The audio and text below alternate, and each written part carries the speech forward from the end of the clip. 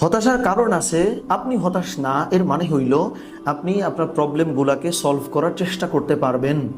আপনার জীবনে 3টা দুর্ঘটনা ঘটছে, ওকে, এটা কি হতাশার কারণ, তাই না?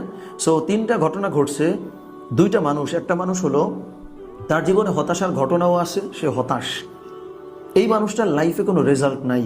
পক্ষান্তরে আরেকজন মুমিন যার জীবনে হতাশার ঘটনা আছে, এটা সত্য, কিন্তু সে যখন হতাশ না, তখন সে ওই ইভেন্টস বা ওই ঘটনাগুলারে সে মনে করবে যে ওইটা একটা এক্সটার্নাল জিনিস, ওইটা আমার কাছে এসেছিল পরীক্ষার জন্য, সো এটা আমার রেসপন্সিবিলিটি, আমি কিভাবে রিয়েক্ট করে আল্লাহ সুবহানাহু ওয়া তাআলাকে খুশি করতে পারি। বুঝছেন পার্থক্যটা?